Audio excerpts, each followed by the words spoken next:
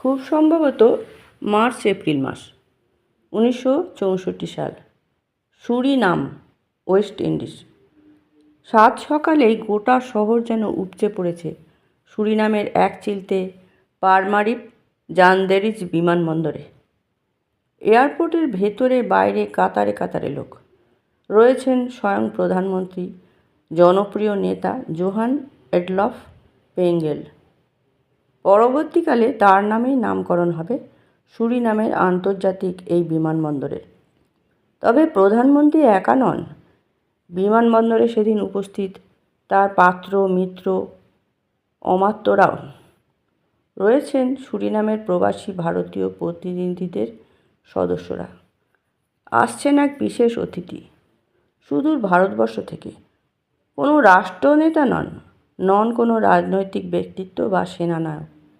তিনি একজন কিংবদন্তি বাঙালি সঙ্গীতশিল্পী। তার নাম হেমন্ত মুখোপাধ্যায়। সেই প্রথমবার ওয়েস্ট ইন্ডিজ সফরে এসেছেন হেমন্ত মুখার্জি। ভারতীয় সংস্কৃতি জগতের তিনিই প্রথম প্রতিনিধি যিনি আফ্রিকার এই অঞ্চলে পা রাখলেন।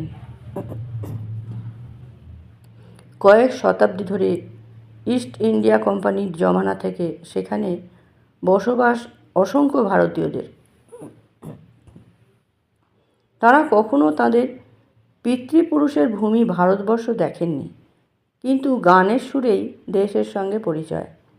আর পরিচয় এই মানুষটির সঙ্গে, যার কণ্ঠ মাধুর্যে মাতোয়ারা শুধু ভারত নয়, গোটা বিশ্ব, এমনকি অন্ধকার সেই আদিম আফ্রিকাও। ওয়েস্ট ইন্ডিজের জামাইকা, ত্রিনিদাদ, ব্রিটিশ গায়না সেরে এবার সুরিনামে হেমন্ত মুখার্জি। যেখানে গিয়েছেন পেয়েছেন অকুণ্ঠ ভালোবাসা ও সম্মান। শুধু অনাবাসী ভারতীয়রাই নয়, আফ্রিকানরাও তাঁর গানের কণ্ঠের গুণগ্রাহী ছিলেন। কিন্তু সুরিনামের অভিজ্ঞতা ছিল অনন্য সাধারণ। কোনো রাষ্ট্রনায়কও বোধহয় এমন অভ্যর্থনা পাননি। হেমন্তের বিমান তখনও বিমানবন্দরের মাটি ছোঁয়নি। রেডিও সুরিনামের ভাষ্যকার ঘোষণা করছেন, বন্ধুরা, আপনারা ধৈর্য ধরুন, আর মাত্র কিছুক্ষণ, তিনি আসছেন।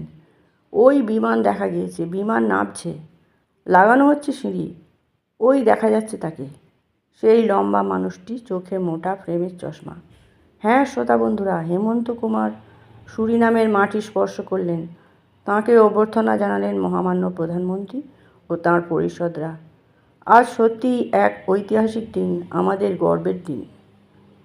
এক ভারতীয় গায়কের জন্য সুদূর আফ্রিকার কোনো এক ছোট্ট দ্বীপের রেডিওতে এইরকম লাইভ ধারাবিবরণী, রাজকীয় সম্বর্ধনা, জনোচ্ছ্বাস এক কথায় ছিল অপ্রত্যাশিত, নজিরবিহীন।